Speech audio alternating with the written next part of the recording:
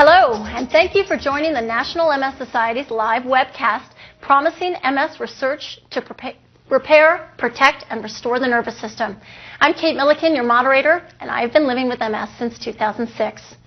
MS is complex, and that necessitates a holistic approach to speed research and to create a comprehensive strategy for better knowledge, treatments, healthcare policies, and new disease management therapies. The National MS Society is a driving force of MS research to stop disease progression, restore function, and end MS forever. The Society supports and funds research activities in all stages of development, including early discovery research, translational research that brings promising ideas forward, and clinical trials. This unique approach leaves no opportunity wasted in moving towards a world free of MS. Today, we will focus on progress and next steps in repairing, protecting, and restoring function to people living with MS. And we'll answer the questions you have on this topic. Questions like, can my brain be rewired? And how close are we to having therapies that might repair myelin damage in the nervous system? Throughout our live webcast, our panelists will address questions received both in advance from participants and those received in real time during the live webcast itself. Check your webcast screen now for details on submitting questions during the panel discussion. We'll cover as many questions as we can. Let's get started. I'm pleased to be joined by 4 panelists who recognize the importance of this research. Let me introduce them. First, we have Dr. Ben Barres. Dr. Barres is the professor and chair of neurobiology at Stanford University School of Medicine and a member of the National Academy of Sciences. Dr. Barres is leading research projects that try to better understand factors that control the growth and repair of myelin, which may open new avenues for stimulating repair in MS to restore function. Glad to have you here, Ben. Onward, we have Dr. Jonah Chan.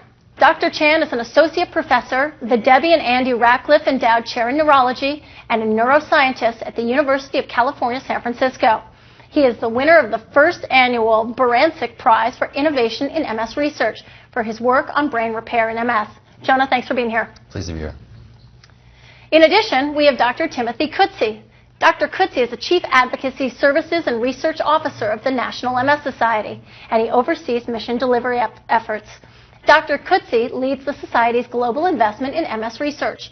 He is responsible for a diverse portfolio of research initiatives and recently spearheaded an effort to establish a global collaboration focused on research in progressive of MS. Tim, nice to have you back. Great to be with you, Kate. Finally, we have Dr. Rhonda Volskul. Dr. Volskul is the Jack H. Skirball Chair in MS Research, the Director of the MS Program, and Professor of Neurology at the David Geffen School of Medicine at the University of California in Los Angeles. Dr. Volskul is a leader in studying gender differences in MS. She is conducting clinical trials to see whether the sex hormone estriol can reduce disease activity in women with MS. Rhonda, it's great to have you here. Thank you. So, here we go. Let's begin with you, Ben. You have a laboratory doing lots of different types of research projects dealing with repairing myelin. So give me the framework of what you're up to. Sure. Well, as you know, Kate, myelin is the fatty insulation that ensheaths axons. Myelin is made by oligodendrocytes. And so when thinking about the types of cells in the brain, it's important to remember there's 3 main classes of cells in the brain. There's neurons, and then there's the so-called non-neuronal or glial cell types called the astrocytes and oligodendrocytes. The oligodendrocytes are making the myelin insulation around the axons, which is critical for the electrical signals from the neurons to propagate down the axon from one neuron to the next in a circuit.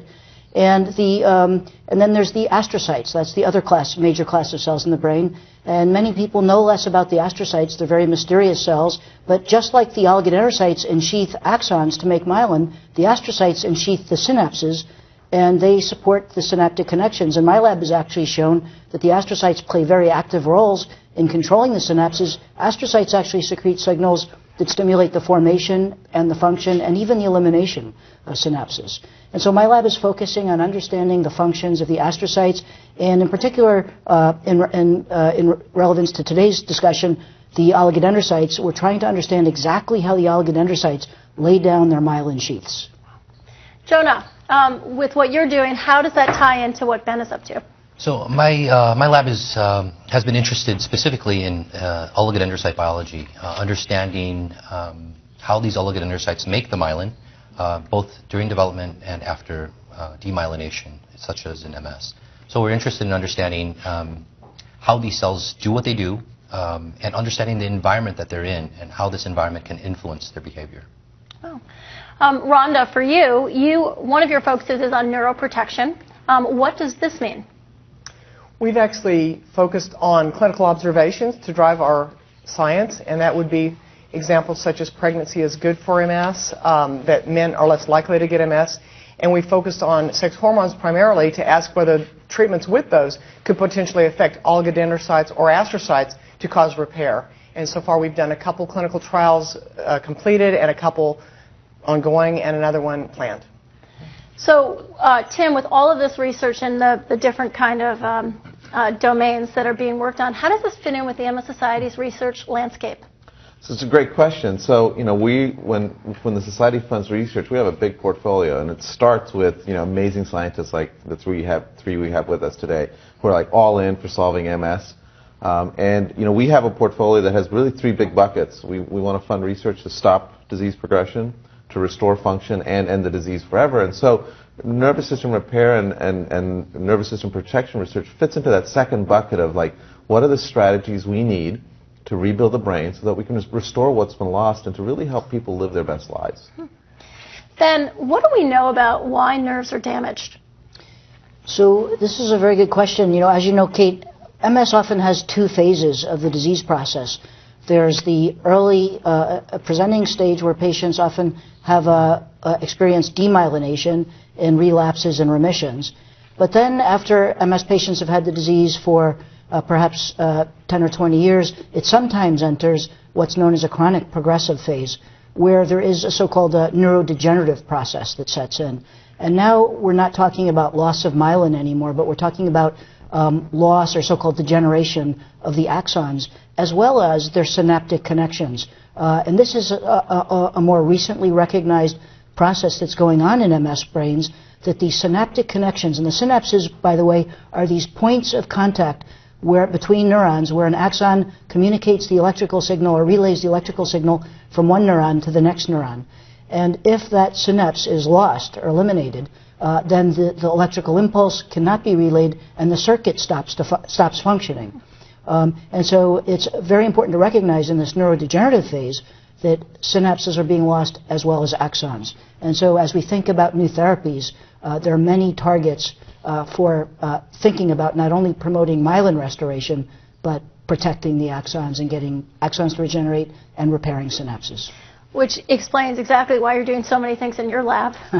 Jonah, are there clinical trials happening for myelin regeneration and repair? Yeah, I know of two clinical trials that are ongoing right now. One is a phase 1 trial for safety, and the other is a phase 2 trial for safety and efficacy. These are both antibody therapeutics for remyelination. And in fact, there is one other one, and that's our trial. We're doing a trial on a compound that we identified. It's an FDA-approved drug already. It crosses the blood-brain barrier very efficiently. It has an excellent safety profile, and so we decided to move forward with a clinical trial with this particular compound. Tim, is there anything you want to add to that? Yeah, so I think what's amazing is that you see the connection between some of the basic science of understanding how the brain works to really moving now to how we can make this relevant to people. And so what we see with what Jonah and Ben are talking about is how do we really recreate and rebuild the brain. And it's really, touching back on Ben's work, this idea of connections and creating connections between nerve cells, that's really so important for us every day in terms of how we live and think. And that, this loss of connections sometimes can, in people with MS causes cognitive dysfunction. And we hear from people a lot that that's really such a big challenge. And I wonder, Rhonda, as a clinician, you see this in the clinic. Absolutely. I think this is definitely an unmet need in MS currently. The treatments are anti-inflammatory, but none of them really target the cognitive dysfunction aspect. Up to 65% of MS patients will have cognitive dysfunction. It's very different than Alzheimer's. It looks nothing like that, but the patients know that they're not processing things as quickly, and it does impact their work and their social situations. And to that end, I think synapses are going to be an extremely important area. We've shown that estrogens and testosterone can actually reestablish some of these synapses that are lost in the MS model. And we're very hopeful in trials to have cognitive outcome measures, which we currently are using, to, again, identify a drug that can reestablish synapses and also improve cognitive function. And what's especially exciting about that is currently there are no therapies that are specifically handling cognitive issues. So tell me a little bit more about your work and how that's helping. You know, again, we start with clinical observations, and it's been known for quite a while that women who lose estrogens through menopause or through hysterectomies and ovarectomies, they have cognitive problems, and that when they're replaced with estrogens, this can improve it. It's been shown in the animal models as well that estrogen deficiency is bad for cognition, and in men as well. Testosterone replacement has been used to improve cognitive function, and so again, focusing on the clinical aspect, we went to the animal system, the mouse model of MS, and we showed that we could improve cognitive function in these animals with MS, the model of it. We improved their cognitive function, and so now we have clinical trials that are ongoing, and the primary outcome is cognitive testing, and we're using these hormones that, again, have been shown to be extremely safe, and they'll hopefully be even less expensive than the current therapies.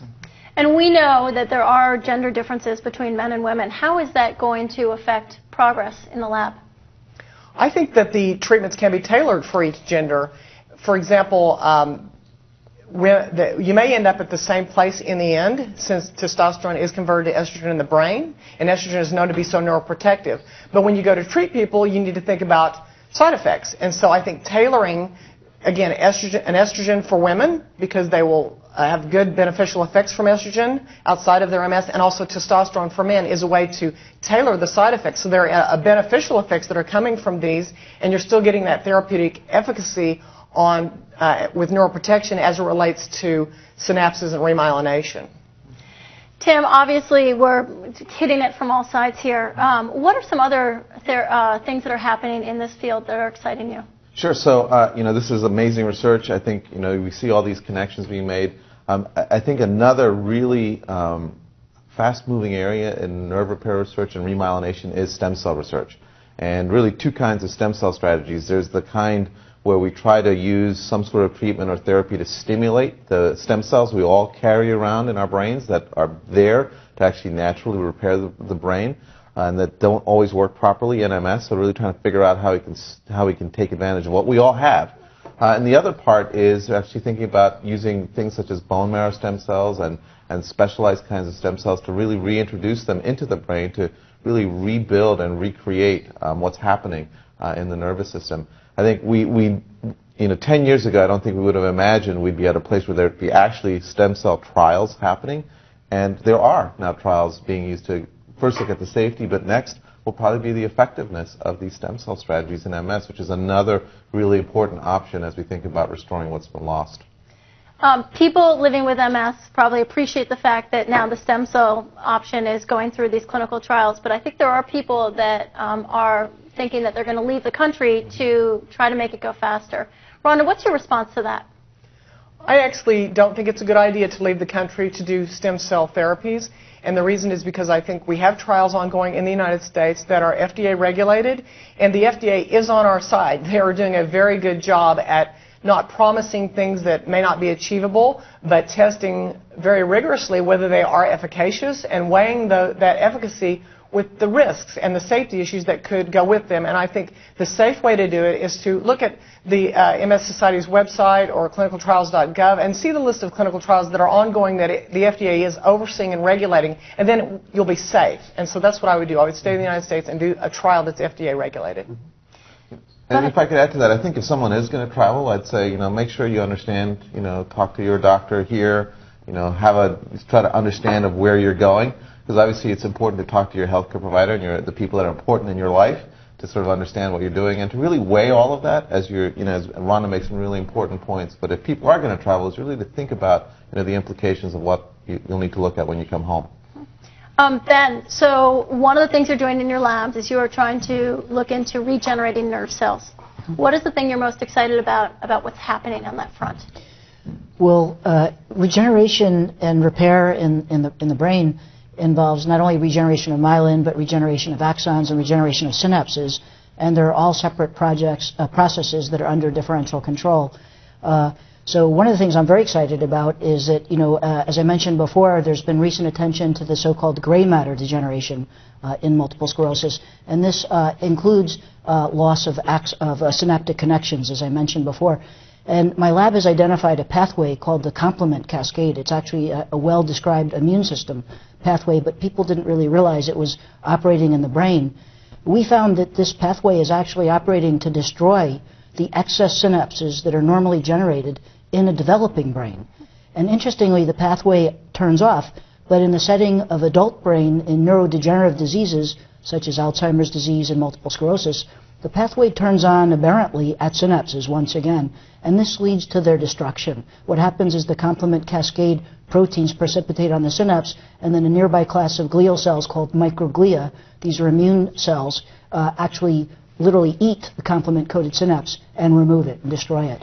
And so I'm very excited about this because it represents an example of a drug target, a defined drug target that we can develop a new therapy and I've actually started a startup company that's made an inhibitor to the complement cascade to completely block this process. So I'm very excited because if we can block the neurodegeneration process, and the loss of the synapse not only destroys the synapse, but it may lead to the axon being lost secondarily. So if we can block the synapse loss process, my hope is that we would have a therapy that would prevent the conversion from the relapsing remitting phase of the disease into the chronic progressive phase of the disease. And more importantly, allow the brain to start to repair and rebuild the lost synapses. And my hope is that that would allow patients to rebuild some of their lost functions. I think it's really important to put into context, too, that at one point, some years ago, the gray matter seemed passive, right? So I feel like people need to know the kind of progressive steps and you've grabbed onto something that is taking you further. Jonah, for you, I know some of the stuff you're doing, especially with your recent prize, is translational research. Can you explain what that is? Yeah, so translational research is when we take our basic understanding of the mechanisms involved in, let's say, biology and applying it to the disease itself, or to patients. You know, this particular project in my lab actually started from a conversation, or more like a challenge from Dr. Stephen Hauser at UCSF. Basically what he wanted to do was examine existing therapies that are already there, FDA-approved drugs, ways in which we can kind of piggyback off of those findings already, and then begin to look to see if they have potential for repairing or remyelinating the nervous system. And so to do that, though, the greatest limitation or the major hurdle that we had to overcome was screening these compounds. There are numerous libraries of these therapies out there, but we're talking about hundreds of thousands of compounds. So to really begin to screen all of these compounds, we needed to develop a platform. And so that's what we've done. We've engineered the technology platform, yes. A platform where we can actually screen for membrane wrapping that's associated with myelination. So that's allowed us now to begin to screen compounds. Well, Dr. Hauser sounds awesome because on some level it's really nice to hear the whole idea of having gone through millions of dollars and all that time to see how you could kind of speed it up. You know, I think it's really about the basic scientists and the clinicians working together if we're really going to do translational research. You know, and I think one of the things that between Ben and Jonah you're seeing is that, you know, imagine we're having this conversation about how precise, you know, Ben is being. So we're not shooting in the dark here. He's like, here's the target, here's where we're going. Jonah's created this platform, invented this platform that really lets us now think about these targets in a really incredibly precise way so that we're not just really, you know, taking pot shots, but being very targeted about what we need to do. Right. What are some other initiatives, Tim, that the MS Society is doing in this domain? Sure. So there's, you know, we do a lot at the Society. We have a lot of different kinds of funding programs. You know, we're investing in talent because you really need people in order to do the science. So we're investing in training the next generation of scientists, bringing them forward and really increasing the number of young scientists that are committed to doing this kind of research. We're creating international collaborations. So we're working through the Progressive MS Alliance, which is an international effort of bringing MS societies and actually researchers from around the world saying, you know, we need to tackle progressive MS, and neurodegeneration is probably a really important part of progression. And, you know, the idea is we can't all work in our national silos. We all actually have to work together globally. And so we're spearheading an effort around that. And the other thing we're doing is really just ramping up our investment. You know, this year we're going to spend $50 million in research, and a lot of that is going towards this area of nerve repair and regeneration. And what we're seeing is a shift from not just studying sort of the basic biology of how the brain works, but taking it one step further, like we're hearing, where it's like we've got to figure out the biology, but to make it relevant to the person who lives with MS, it has to go somewhere.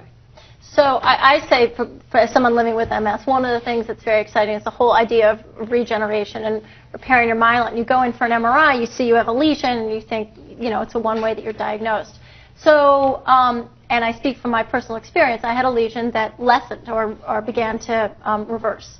So Rhonda, what does it mean when a lesion actually changes on an MRI? Well, first of all, one needs to realize that there are different types of lesions on MRI. The MRIs are not as specific as some of the basic cellular biology that we've heard about. Sometimes lesions will be merely water, which is reflecting swelling or edema around this inflammatory lesion. Other lesions will actually be they're called dark holes, where basically we think some of the tissue has actually been lost. Generally, it's thought that some of those that are more reflective of subtle edema or inflammation, that those can actually get better and they can go away, which is extremely promising. On the other hand, some of those that are very dark and more destructive, where the tissue's been lost, they may be less amenable to repair. And so this brings home the point that I think all of these reparative strategies, the neuroprotective strategies, while we think of them as later in the disease, I actually believe they're going to have to be given very early in the disease, because there will be a critical window for the patient and also for the lesion. Some of the lesions will be in their early stages and they're more likely to be reversible, as opposed to some of the lesions that are in the later stages and they're more destructive. So there is a difference. There is a difference in the lesions, and some may very well be reversible, but they're likely in the earlier stages of their evolution. Yep. Jonah, so what are some other impediments that deal with myelin repair that you're dealing with? It's very interesting that you bring that up. Examining lesions itself right now is limited. So the major impediment right now is imaging myelin in a quantitative way. So that can't be done. Right now, all of the imaging techniques that exist are indirect measurements of myelin or water. And so to do a clinical trial, a real trial for repair and remyelination, we're going to need ways in which we can really image myelin. So define what indirect means. So like Rhonda was just saying, imaging the water around, in a specific environment, and the directionality of the water is a way where you can see, let's say, approximate how much myelin is there. But it really doesn't tell you, let's say, small changes in the amount of myelin that may be present. Right, you're not measuring it specifically. No. So you can imagine how difficult it would be to do a trial in remyelination if you can't image the myelin that's being formed. But I do know there are terrific groups out there who are working on this, and I think it is just a matter of time. Mm-hmm. Yeah, and it's something to add. I think there's been a lot of progress, tremendous progress that has been made on what Ben was talking about, the focus on gray matter, and the imaging world has really taken this up, and they focused a lot on gray matter atrophy or tissue loss in the gray matter as a biomarker or the substrate for this permanent disability or progression accumulation. And that's in contrast to these white matter lesions that come and go, and they're really a reflection of relapses. But what Ben said is correct, and that is that focusing on this gray matter degeneration may be where the money is for preventing this chronic progressive permanent disability accumulation. Mm-hmm. And I think one piece to add to that is, so the imaging technology is really moving incredibly fast, and so we're getting, where we are today compared to even 5 years ago is amazing. But I think the other piece that the research community and doctors like Rhonda are doing is thinking about how we're going to measure how repair makes a difference in the life of a person with MS. Because really, at the end of the day, the person with MS is going to be like, it's great that you can see that my myelin is back there, but I still feel pretty bad. All right. And so, being able to, we're trying to bring the community together to say, okay, so how do we measure that people actually get better, that they feel better? And that's really an important, next hurdle in this, because we need both pieces. Because it won't matter much if we can rebuild the brain and people don't feel better. And so we've got to be able to figure out how to measure that. And Ben, I'm going to pose this question to you. From your perspective, I mean, it seems, when I come to tables like this filled with scientists, it seems like progress is being made really fast, or that there are things that are really happening. Why do you think that is? Yeah, this is an amazing time to be doing research. The new methodologies that are available to neuroscientists today compared with 20 or even just 10 years ago are simply mind-boggling. And so the average young scientist, and let's face it, the young scientists are ones that are doing the work in our labs, they can actually come into a lab and within a few years they can start by asking, addressing some important unsolved question in neurobiology, why how does myelination happen? How are astrocytes talking to oligodendrocytes? Things like that. And the average student can, within their few-year, PhD thesis or postdoctoral fellowship, make a definite mechanistic or conceptual step forward. This is a sea change. from even 10 years ago. And this is all because the methodologies that are available are, so the rate of progress is incredible. And, new therapies in MS rest on a strong basic science foundation. We need to really understand how myelination happens, how myelination is controlled by neurons and by astrocytes, what the mechanism of wrapping is, and so forth. And as these molecular mechanisms unfold, new therapies will also unfold. So at this point, can the brain rewire itself? Well, actually, just in the last year, there's been some really remarkable progress on this. It's been known for a long time that the brain is remarkably plastic. But now, with these new imaging technologies, for example, scientists are actually able to do this kind of experiment where, for example, they'll make an injury in a retinal tissue or spinal cord tissue, and they can actually image the reformation of new neural circuits that actually not only are existing as new neural circuits, but actually repair and restore function. So we know that there's a tremendous ability of the brain to repair itself, and what we need to do now is to figure out more how this works so we can tap into it and make that plasticity and that repair even stronger. Rhonda, on the subject of brains and cognition, is there any evidence for anything complementary, such as diet or supplements, that you think would help with making the brain better? I already mentioned the hormone therapies, which I think are clearly a priority because loss of some of these hormones with aging can definitely have an effect on cognitive function. There's evidence that exercise can be good for cognitive function and through very complex molecular mechanisms that I don't want to get into, but there are things like that that can be good. With respect to diet, I would make sure that I have enough vitamin D in my diet or else took vitamin supplements because there is evidence that vitamin D can be a good thing in MS. I would not, however, go so far as to say that one should limit their diet, take away certain foods that have not necessarily been proven in trials to be bad for MS. I mean, as an example, 30 years ago they told women not to get pregnant. It would be bad for them. And now we know from the beautiful studies of Confivier in France that pregnancy is actually a very protective time for MS.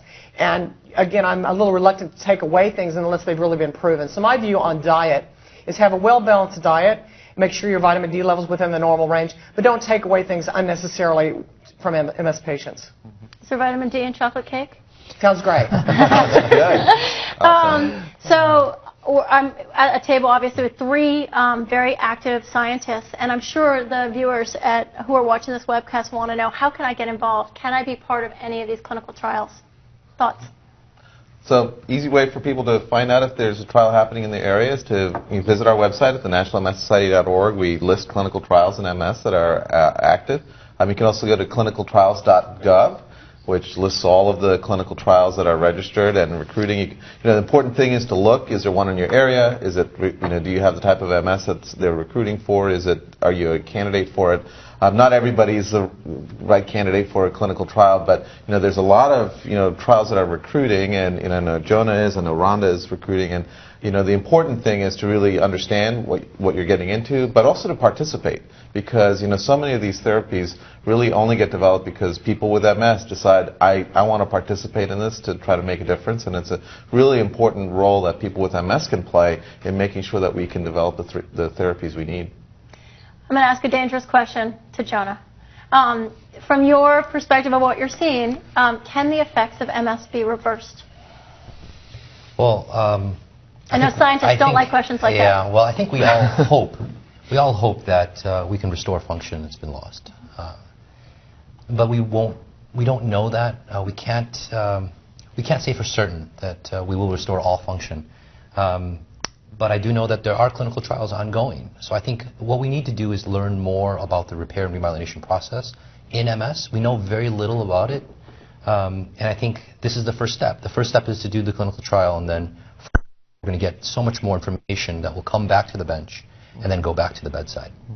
Anyone else? Well, I'm going to go on a little bit on a limb, and I do think that we are seeing, the research is telling us that I think there is potential to restore what has been lost. There's still a lot of unknowns, but I think the fact that we're even asking the question, can we restore what's been lost? If you think about that, 20 years ago, maybe people thought you could, you couldn't. We're much more skeptical. I think today, the idea that you'd have stem cells, that you'd have immune therapies, that you could have a cocktail of therapies along with things like diet, exercise, and rehab, we're in a different place. We're really writing a different future for people who live with MS. And so I think I am pretty optimistic. They're being conservative, but I'll go a little more out on a limb. Go ahead. I'm also somewhat optimistic. If you look at the history of MS and what happened, I mean, the immunologists really attacked this disease as an autoimmune disease. They jumped on it. They figured out the immune mechanisms. And then we do have a lot of very good anti-inflammatory treatments, and they reduce relapses dramatically. Now we're seeing all the neuroscientists really jump on this issue and trying to find a neuroprotective treatment, and the clinicians are trying to find a different way to do trials where relapses are not the primary outcome, but a different clinical outcome is going to be the primary. The imaging people are looking at different things for neuroprotection. I think with all this focus now on neuroprotection, we will come through just like the immunologists did with the anti-inflammatories. And as one really amazing example of this, just in the last year, there's been incredible advances in our understanding of how to get axons to regenerate after they've been severed.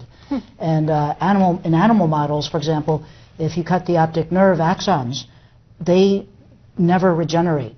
However, there's a new therapy that's been discovered, a new way of treating these animals, which actually stimulates a very robust repair and regeneration of these axons.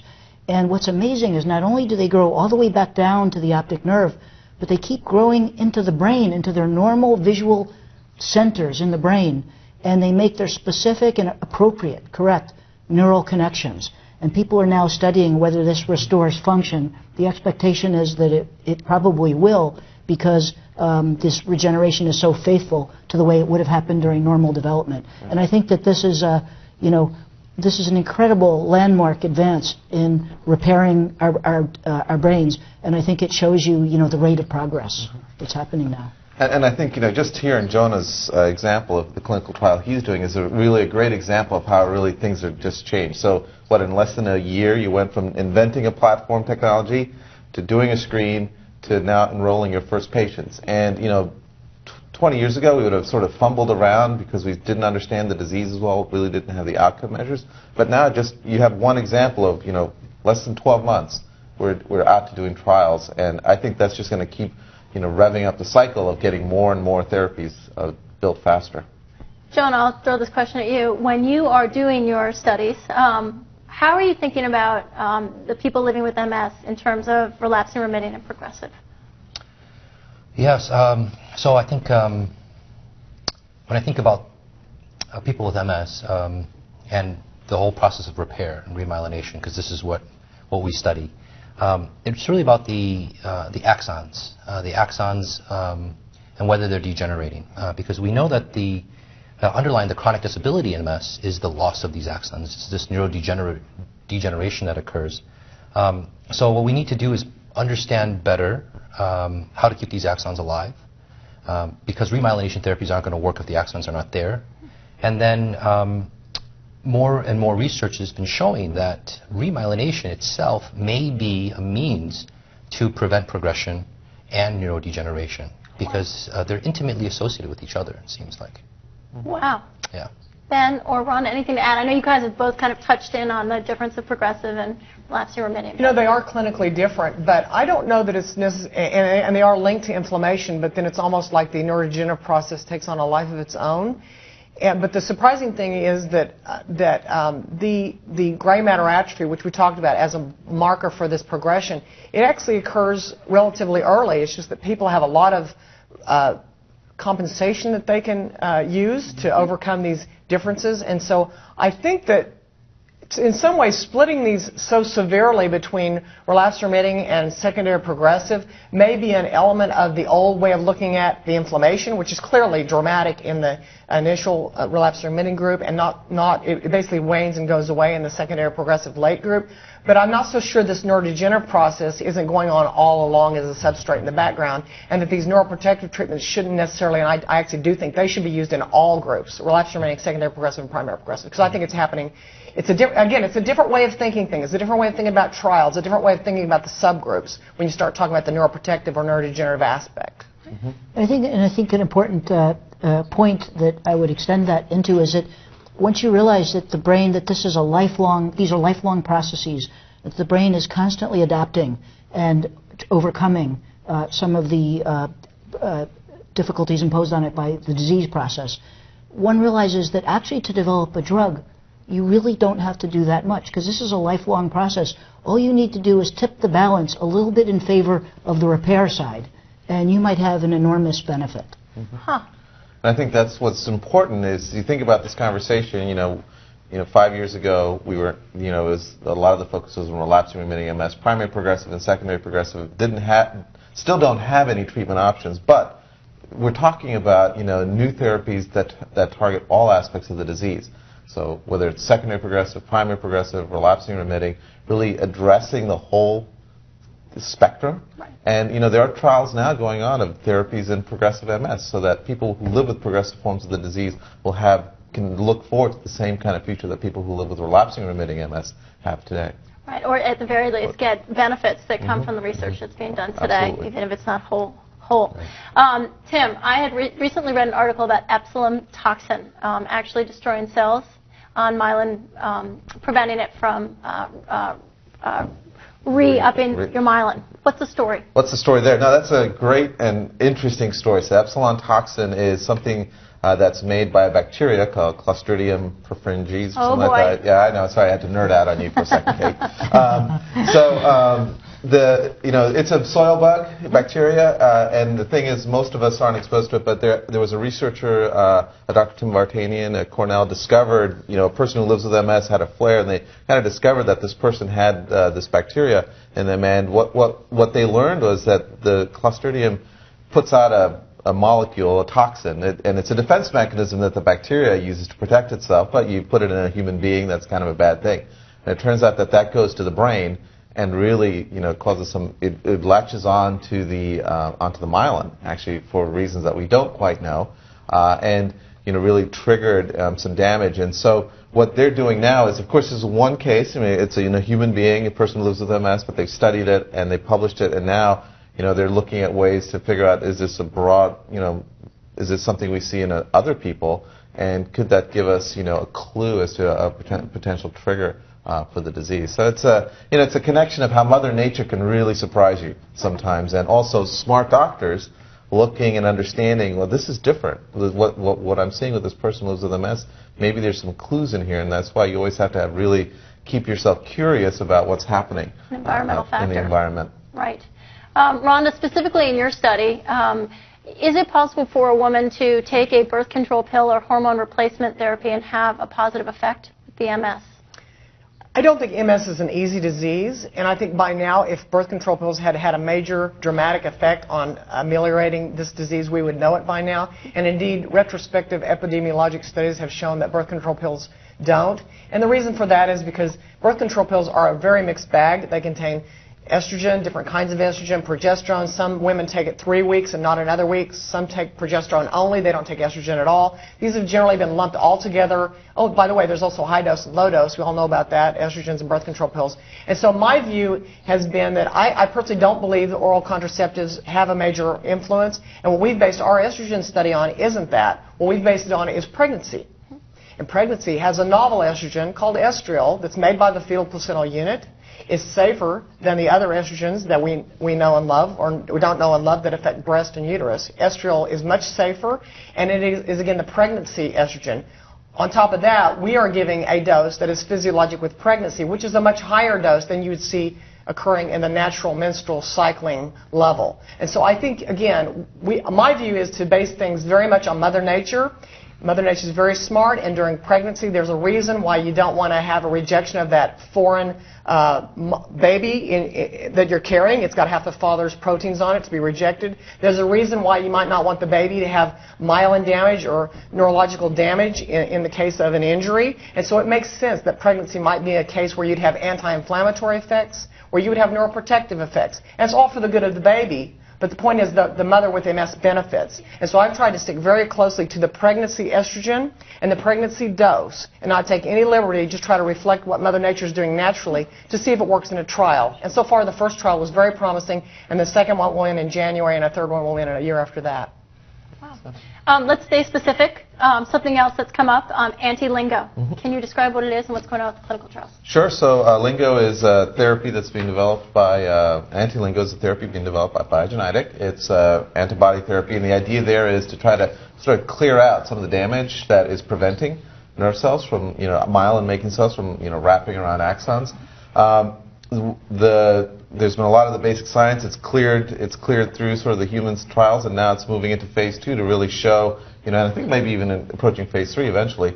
But they're in the phase 2 studies, really trying to understand, does the therapy actually have a beneficial effect, at least by imaging and some of the technology. The idea is if it shows that it works in the phase 2 trial, then obviously the next step is phase 3, which would bring us to the first, if it were successful, FDA-approved therapy for myelin regeneration, which would be a big step forward in MS. Ben, just so people understand, why does the body lose its ability to make myelin? Oh, that's such a great question, Kate. This is really the $64 million question. Because we know that oligodendrocyte precursor cells are right there in, for example, a demyelinating plaque. And sometimes they're even touching the axon. So why aren't they remyelinating it? And I can just give you a flavor for some of the ideas for which there's some evidence, but we haven't actually sorted out exactly which one of these is correct. For one thing, when you have a demyelinating lesion, the glial cells undergo a response called gliosis. And they start to make some molecules, inhibitory molecules, that some people believe, and there's evidence to suggest, that those inhibitory molecules signal to the oligodendrocyte precursors and say inhibit their ability to myelinate. So that's one possibility, that inhibitors become, and another class of inhibitors is it turns out that the degenerating myelin itself is strongly inhibitory to remyelination. And so there's a big mystery in the brain. So when the peripheral nervous system is injured, the myelin debris is very quickly cleared away. The debris is cleared away so it's not there to inhibit remyelination, and for that matter, those inhibitors also inhibit axon growth.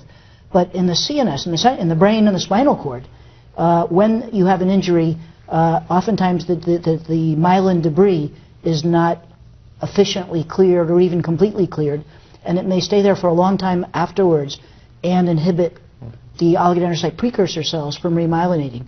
Another idea, and this is the last one I'll throw out because I don't want to talk all day about this. But you'd like to. Which is good. You read my mind. But the other very interesting idea, and evidence is emerging for this, is that actually electrical activity itself, so the electrical impulses generated in axons, actually send a signal to the oligodendrocyte precursor cells to tell them to start to divide and to myelinate. And so the problem is if you lose your myelin, at some point when you lose enough myelin, the axons no longer can conduct because that myelin insulation is critical for normal electrical conduction. And so what happens if you lose so much myelin that the axon can no longer conduct? Well, then that might inhibit the remyelination repair process if you need that activity to stimulate remyelination. So these are some of the ideas that scientists are working really hard now to address, because an answer will tell us, will guide new therapies. And Kate, I think an interesting aspect of what Ben's talking about is it's really sometimes helpful to think about the brain as having an environment, and really what you're trying to do is create a positive environment. But the thing is, MS kind of creates a negative environment. There's lots of poisons coming up. The immune cells are attacking the brain. Nerve cells start getting damaged. You create all this garbage that gets accumulated in the brain. And so one of the things we need to do is really try to create a much more positive environment with some of the cells that are creating more beneficial molecules. And there's always sort of a balance. We're really trying to overcome some of the negative things that are a result of MS. And so some of the work that Ben is talking about is what are the environmental factors that we need to sort of switch on and off to get the good things happening and really start reducing some of the more negative things that are preventing the brain from repairing itself. And another clue may come from the fact that if one looks at the normal development of our brains, when does myelination occur? It only occurs after axons reach their appropriate target and make synaptic connections with their target. So one pathway, actually pathologists can actually date a human fetal brain by looking at which pathways have been myelinated, because this all is orchestrated on a time course. So some pathways reach their target and they get myelinated. Other axons reach their targets later and then they get myelinated. And the point is there's a target signal that's signaling back somehow to the oligodendrocyte to say myelinate now. Right. And so the reason I mention this is because I mentioned there's increasing evidence for a gray matter component of MS where you're losing the synaptic connections. And so if you lose the synaptic connections, are what's connecting an axon to the target. And so losing that connection may be causing the remyelination problem, because you may be disconnecting that target signal. And so this is one of the reasons I'm so excited about the new drugs that we're trying to develop to block the synapse loss process, because my hope is that that would allow the lost synapses to be rebuilt, to prevent further loss of synapses, and hopefully to stimulate that remyelination. One thing that just came up that I think is worth clarifying, and maybe Tim, we could start with you, and everybody could talk about the whole idea of environmental factors. But there are two types of environmental factors, right? The environment, the outside environment, and what's happening within the body. So can you kind of break that down? So break down the environmental factors a bit more. So, I think within the brain, we tend to think about what's going on inside the brain in terms of, what it takes to repair, rebuild, regenerate the nervous system. Externally, there's also the environmental factors that are triggers for MS.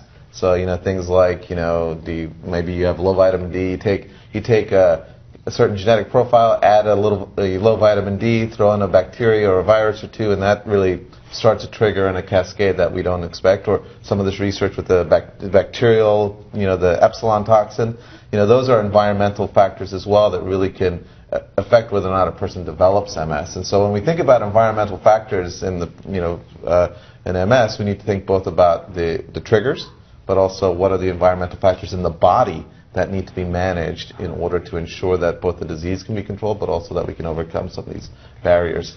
Yeah, so to further follow up on that, I think it's important for MS patients to realize that even though viruses and bacteria have been talked about quite a bit, it's understood that MS is not a contagious disease, and actually the impact of the environment on MS susceptibility for sure is actually at the age of 0 to 15. There's migration studies, and there are global studies looking at areas on the globe where MS occurs more, basically in North America or Canada. There's a higher incidence of MS. Around Mexico, it's a lower incidence. And some of these have held true even across genetic backgrounds, to where some climates tend to have more MS and some climates tend to have less MS. But this tends to be where you lived when you were less than 15 years old, and that may very well be how it shaped your immune system, how it shaped your nervous system during development. And it's not necessarily something that is you're encountering as an adult. It's not been proven, and it's transmissible. So that's something that patients shouldn't worry about. Mm-hmm. Anything you guys want to add on this front? For me, obviously, you all got involved with MS for because you were interested in the field and have been at it for a while. Has it gotten any less complicated?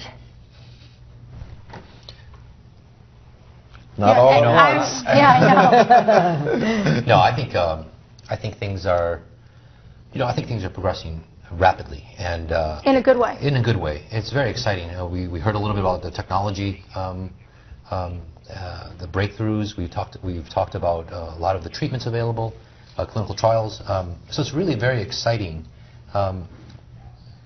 But science progresses in a certain way, and so understanding the mechanisms, what these cells are doing. We're just talking about the environment. Now, the brain itself is a very heterogeneous environment, and so we're talking about microenvironments within the brain. The optic nerve is very different than another white matter, like the corpus callosum, and then the cortex, the gray matter. So it's very heterogeneous, and so there is a complexity, but with terrific people dedicating their time, committed to studying MS, I think we're making great progress. Yeah. So I'd say yes, it's gotten more complicated. It's also gotten simpler in some respects. So certainly we're hearing this conversation now. 20 years ago when I started working in MS, so we would not have imagined that would be talking about remyelination, repair. We just had one therapy on the market. Now we have 10 therapies. We have symptomatic treatments, and so the place we are is that there's just an enormous more knowledge about MS. Now, has it become more complicated? Sure. I mean, the idea of synaptic connections, gray matter, that we didn't. It's like the more you know, the more it opens up the more we know. things to think about. Exactly. But when you think about where we started. We talked about synaptic connections and then linking that to what happens with cognitive challenges. So now what do we have? We have a target that says, okay, we're not casting about in the dark. We've got a place we can go to say if we can rebuild connections, we can perhaps rebuild function in the brain. And we were not able to actually even think that that's possible even 10 years ago. Awesome. Before we wrap up, I want to ask each of you, and I'll start with you, Ben, with your world, what are you most excited about on the horizon? Well, it's hard to say. There's so many things. I'm very excited about the new insight that we're getting with all these powerful tools into understanding glial cells and understanding what they do. So very excited about work we're doing in our lab to actually elucidate the mechanisms by which oligodendrocytes are able to wrap their myelin sheaths. I'm also excited about work we're doing in our lab where we're studying how astrocytes control synapse formation, synapse function, and synapse elimination, because I think that all of these advances are leading directly to new therapies for neurodegenerative diseases. Jonah. So I think I'm most excited about the identification of real compounds that can be therapeutics for patients with MS, for remyelination and repair. And so I guess the hope is to improve the quality of life for MS patients. And so I think that's what I'm most excited about. Okay. Rhonda? I'm excited about the neuroscience that has come to bear on this, and I agree with Ben about this kind of tipping point. About it's a downhill cycle where there's less synapses, there's less myelin, there's less conduction, therefore there's less synapses, less myelin, and less conduction. And if we can just take a multi-pronged approach to take the tipping point the other way, where we have more synapses, we have more conduction, and we have more myelin, and it's all going to escalate up in a vicious and a pleasant cycle upwards instead of downwards. And I think we're right at that point to where we know how we're ready to shift that balance at the neuroscientific level. Great. Tim?